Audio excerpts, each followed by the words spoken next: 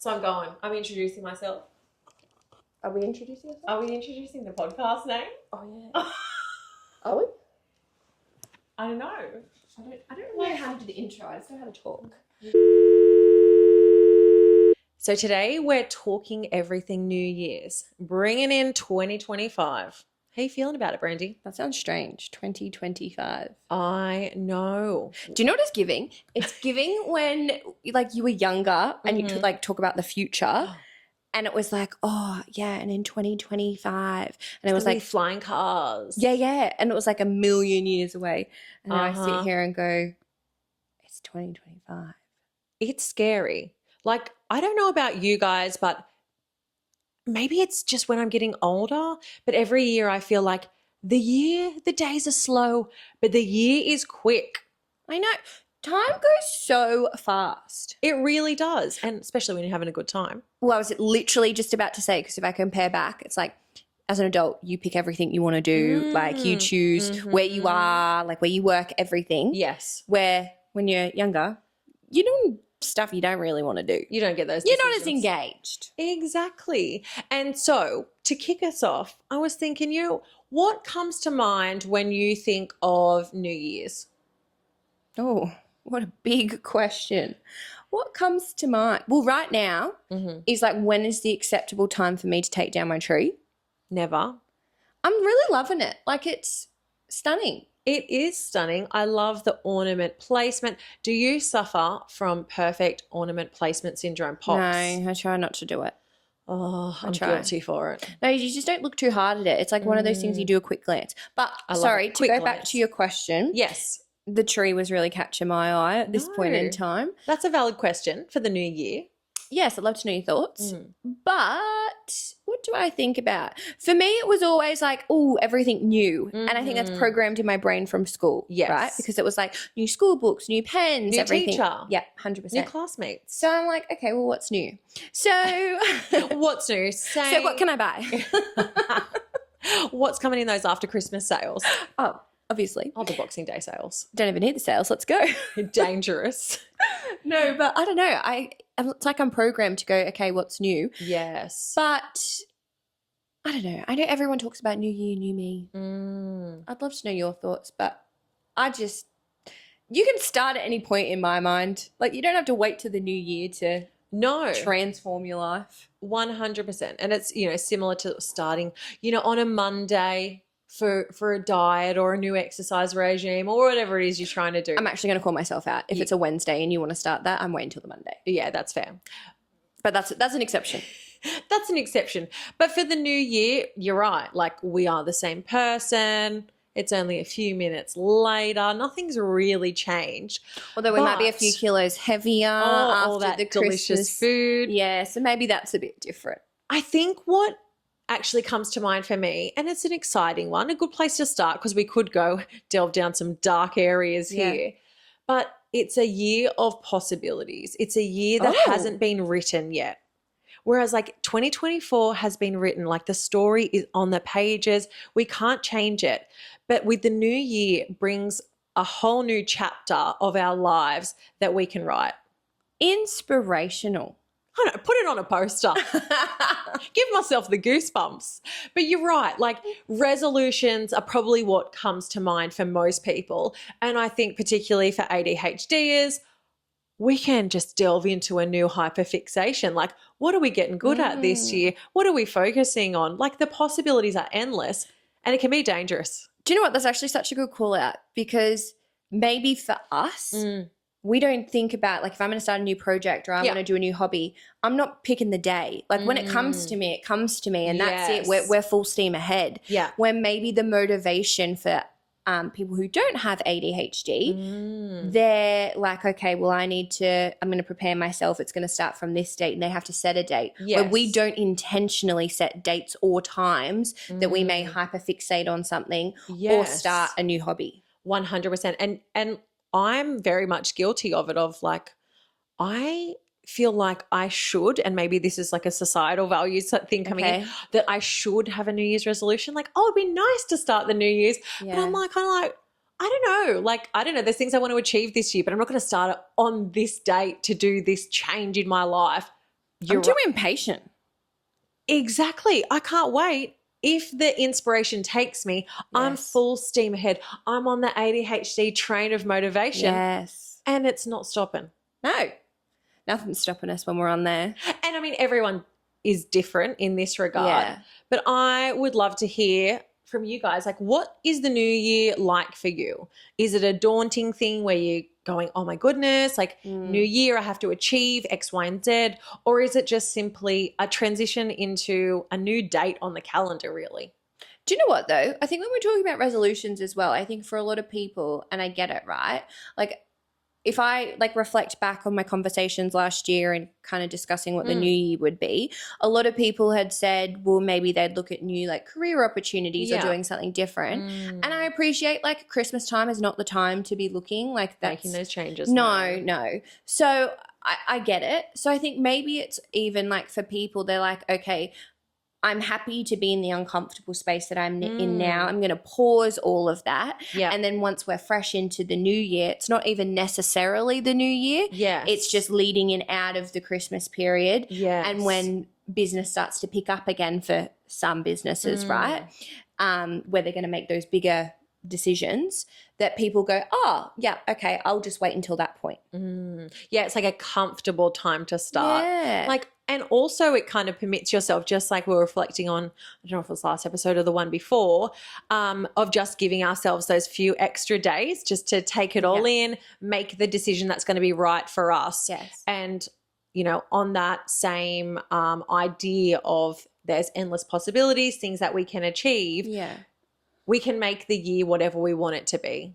And We can make the day whatever we want it to be. we can. And a bad day isn't a bad week. Yeah. A bad week isn't a bad month. Yeah. A bad moment in the day isn't a bad day. No, definitely not. And I think there's real power in that, right? Being able to like claim that back and then not going, oh, I've just had a bad day now. Yes. And being able to change your mindset. Yeah. Because I think that's the other thing. And I will be honest, I have at points in my life gone, oh, that's just a bad year. No, it's not a bad year. A bad few days. Or like a bad month, for example. But that's going to happen. And there are always going to be challenges and there are going to always be adversities that we face within our life. And I think mindset, and I think that's probably if I had a resolution, is always making sure that I'm really conscious of my mindset and doing like those self-check-ins and self-care to make sure that I'm looking after myself and that I'm being the best that I can be. Yeah. And I think it comes to control as well, like, you know, when you're like being the best version of yourself in the right mindset, because we can have an experience, let's say someone was rude to us, that could ruin someone's day. Another person might reflect on that and go, wow, that person's having a really bad day. That's got nothing to do with me, and view it from completely different scenarios. And obviously that stems to our upbringing, our own outlook, but even to that moment, like where we are in our mindset and how much we can control. Because if we've got a lot going on and we don't feel like we have much control, it's much easier for those external, forces or people to have more of an impact on us than they would if we were in a mindset where we're comfortable in ourselves, we feel like we're in control, which can be really powerful. So when those things happen, it's like, oh, whatever, that's not about me. I can move on.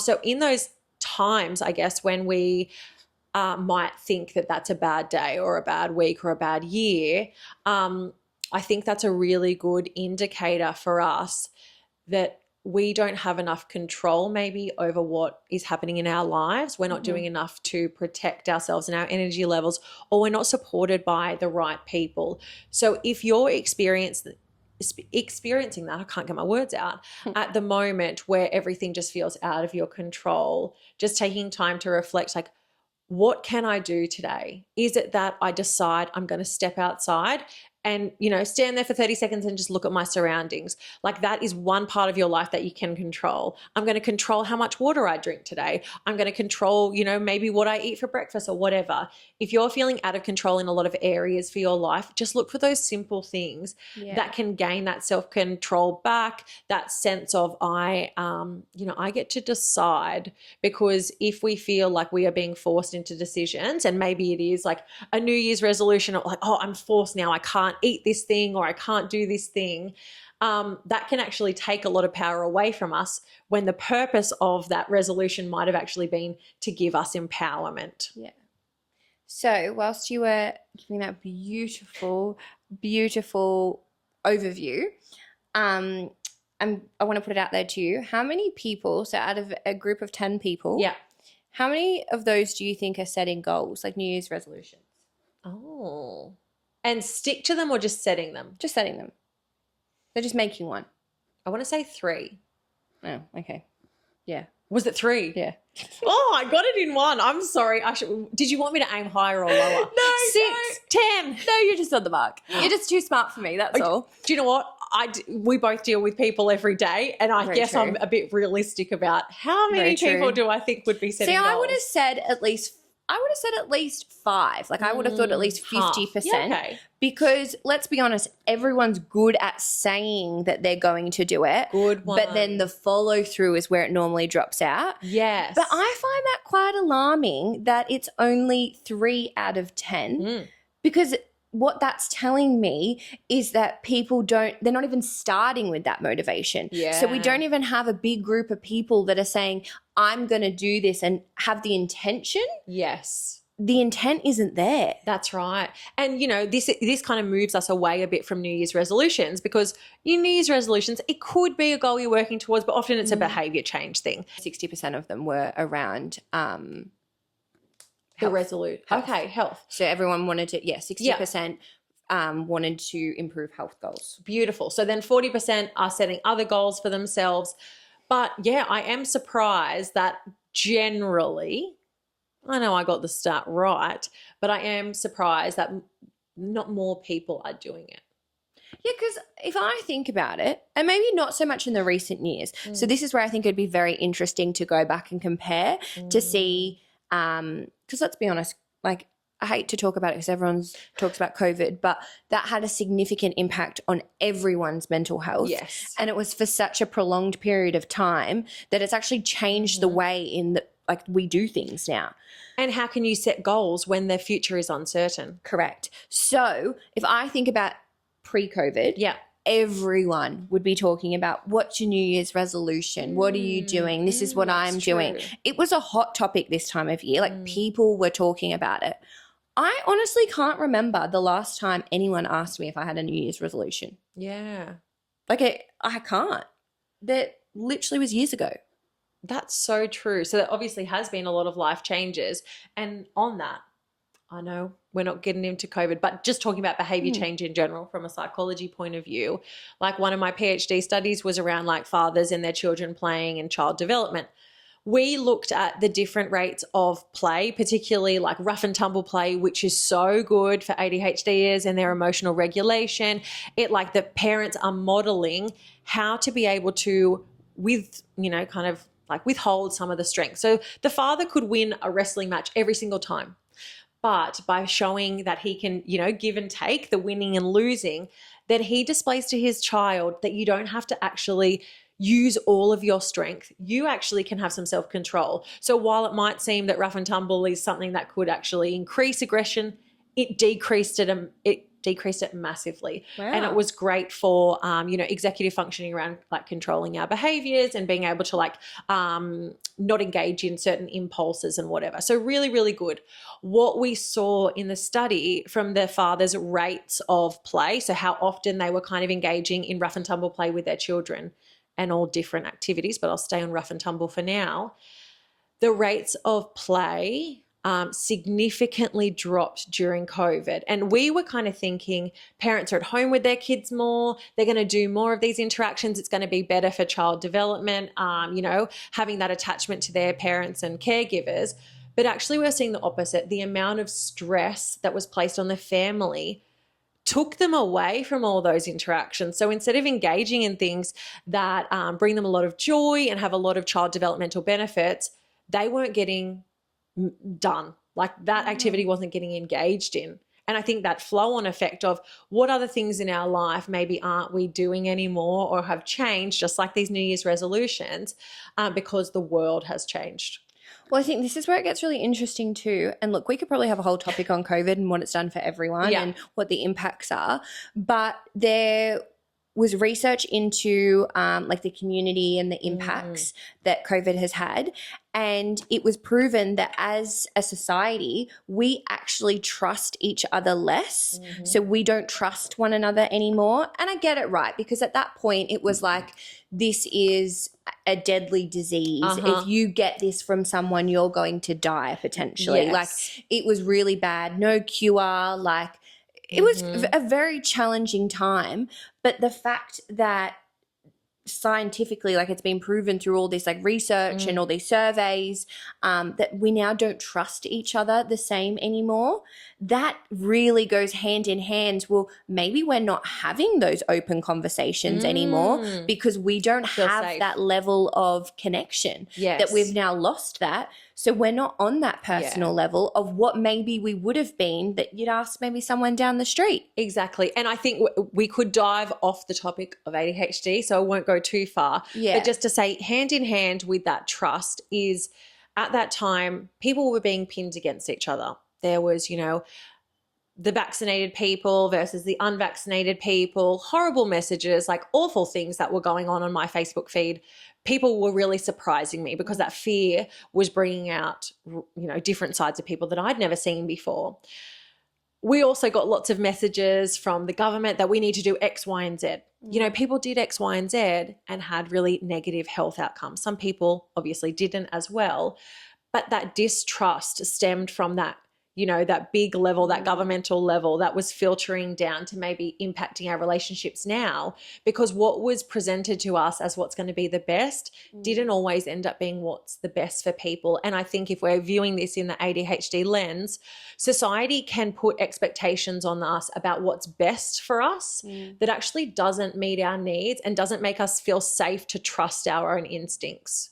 And that's really scary, because over time, like we've talked about masking, we can lose parts of ourselves. We can lose trust in our own intuition, and that can allow us to fall victim to a whole host of really dangerous things. Yeah, definitely. I agree.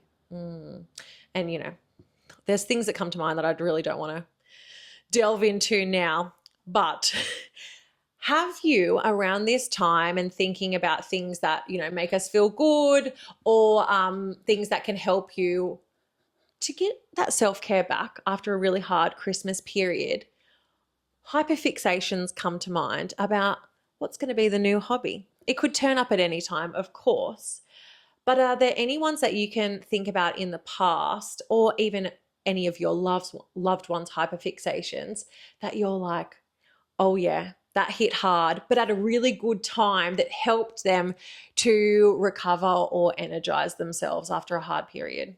It's just cleaning, I'm telling you. Yeah. Because I think it's then programmed once again around, like, it's a fresh start, it's a new year. This is where, Clean like, slate. correct. So when I think about that, I think about, okay, well, I need my house in order. I want everything clean. Oh, like, no.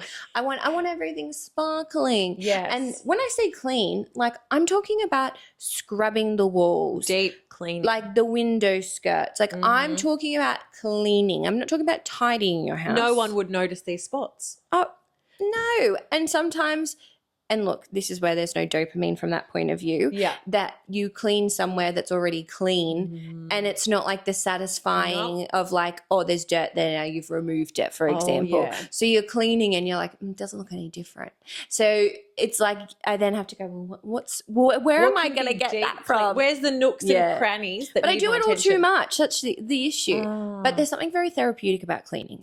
Definitely. And I think what comes, like, you know, the chaos that happens in the moments or even hours that lead up to everything being in order. Like, I'm thinking about taking absolutely everything out from a cupboard, like deciding, oh, I'm going to organize my linen cupboard. I'm going to refold all my clothes. Like, I'm going to have a clean out. The room is chaos. And maybe that's... And let's hope you don't lose the motivation midway. Oh, yeah. Yeah, that's dangerous. Did watch a good reel about that the other day. That's like containers absolutely everywhere. It's like dopamine worn off. Now what? And then you're like, do I just shove it back in? Do I just stop here? Yeah, do I just like shove it back in and no one will even know? But it does. Yeah, it is very therapeutic. But there's also a big element of chaos there. But that's a bit about like our lives, right? thriving through brain. the chaos. Literally. And do you know what? Like, I think about it in that I think cleaning is very sort of like therapeutic. I think it is quite self-regulating as Yeah. well. Like, I do enjoy doing it, like maybe after work or like whatever. But sometimes I might be really, really busy. And because I plan everything to the second, I don't have time to necessarily put things back, right? Yes. So I might go, okay, I've got this, now I've got this, and I got to pull it all out. And then I might have another really busy day, so I can't touch it again for that day. And I'm not talking like dirty like clothes or dishes or anything like that. I'm talking about I've pulled something out like looking for it, or I needed to use something, or I've just done my makeup and I haven't put my makeup back in my drawers. It's just sitting on top of my what do you call it? Countertop. Or Thank you. That'll do. It's just sitting on there, and then I may have cleaned my house on Monday, but I've had a really busy week, and now it's Thursday and my house is a mess because I've pulled all that stuff out. And I feel like it just fluctuates between the two. Like it's literally like my house, you might Spotless not see a single chaos. thing, or then you might walk in and go, oh, like what's happened here? And it's because I don't give myself enough time to just maintain, put that item back. So I feel like I'm always cleaning. I feel like this with my car particularly. Like I will get it spotless and I'll be like, I will never leave one thing in my car. Like I'm not going to leave a piece of paper in there. I'm not going to leave that, pen or drink bottle or whatever. And then like, a few months later, there's like, a cardrobe going on and there's random items and I'm like, oh my gosh, it's chaos now. Like I need help. But part of me definitely gaslights myself into believing like this is the last time that I'm ever going to let it get to this place. And I'm so confident in myself. And then I think you lead yourself to disappointment because you know that it's very slim that will never happen again. Like it's the way our brain is. I know. And I think there's get so optimistic. I know. And look, it's not to say you can't do it. You can. You can do anything you want. But I've accepted it now. I'm at peace with it. And I just go, do you know what? If that happens, that's okay. Yeah. And I will. But the funny thing is I'm not like that with my car. I'm very, very good with my car to the extent that like I make sure I wipe all the interior. Like I'm cleaning the leather. Like there's not a speck of anything on there. Like she clean. But then when it comes to like my clothes, I don't like this. I don't like how that's on me. Do you think I hang it back up? No, I've got a chair for that. A chair where they just build and they build, and now the chair's so big that I can't even see the chair. Yeah, what's at the bottom? We wouldn't know. Well, you'd walk in there and go, what chair? But that's a dopamine like hit in itself. Imagine exploring that, getting down to the mount. It's very easy to get overwhelmed, Mount Vesuvius. Oh, yeah. You have to be in the right mood. Yeah, but then it's like the best part is I just shut the door. So I have a whole bedroom that's like my wardrobe. And I just go, not today. Close the door. So the whole house can be spick and span, but if you were to go in that room, exposed. I love it. Actually, I was talking to someone about this the other day and they were telling me about the room that they have. They're like, there's a room. Everyone has a room. Everyone has a room. Like, tell us about your room. What's in your room? Yes. So, this person was telling me that like they just pop everything in the room when they're not ready to put it away. But they had to declutter some of the room because there was no room to put more things into the room. Well, that's what I did already. I was so good. I literally like decluttered like huge, amazing. Love. Oh, I was so proud. I did my shed and that was the most satisfying thing that I've ever done in my life. I can now park my car in the shed. Beautiful. So, no, it's stunning. But that's taking it to the next level. Well, I got fixated on cleaning and organizing. But I think there's a difference. There's a difference between organizing and there's a difference between cleaning. Yeah. Cleaning, I'll like wipe down the table. I get my little mop and I clean the roof. Like I do all of that. Yes. But this is a really great topic for this episode. There's all this pressure to be organized, to have things organized. And I think as an ADHDer, I often hear, well, if you just implemented something that kept you like organized, you'd be fine. No, it's not. You can implement all these organizational strategies. I've invested in all of these containers, which I know I've mentioned to you before. Yeah. Like you open my cupboard, there is literally a container for like everything and it's sorted.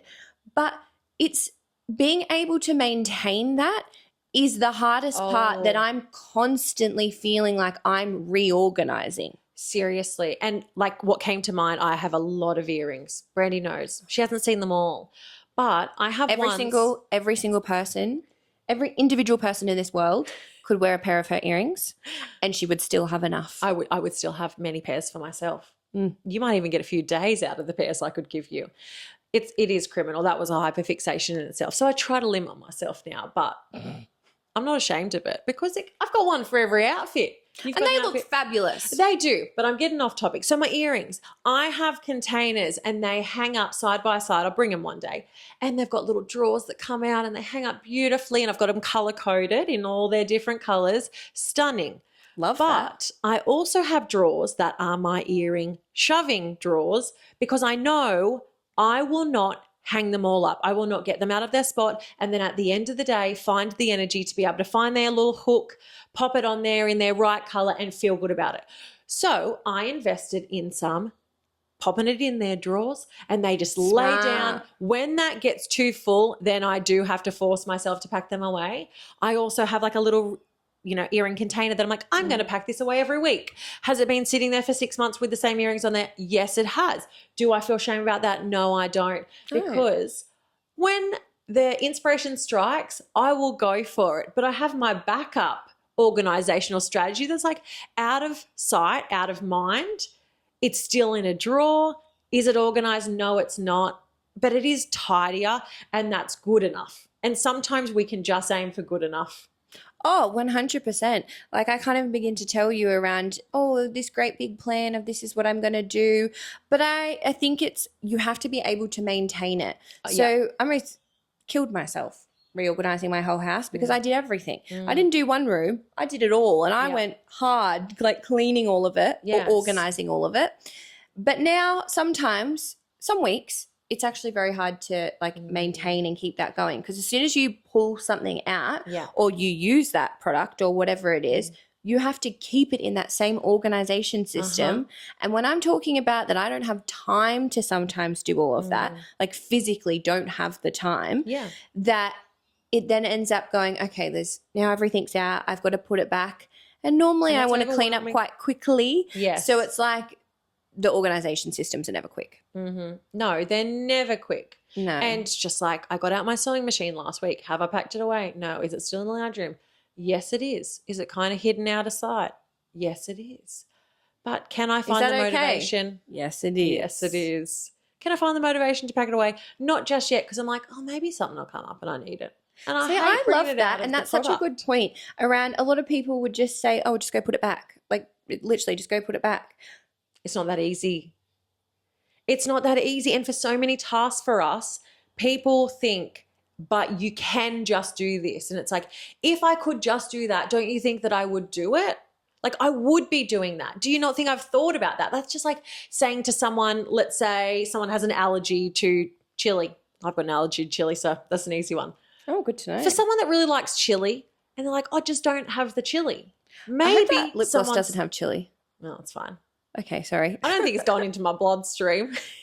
I could. Anyway, sorry, continue on. I just thought that I was poisoning you for a second. I would have broken out in hives by now. I would have been like, okay. Yeah. Continue on, sorry. Breathing. Yeah, we're going into anaphylaxis here. We don't need to.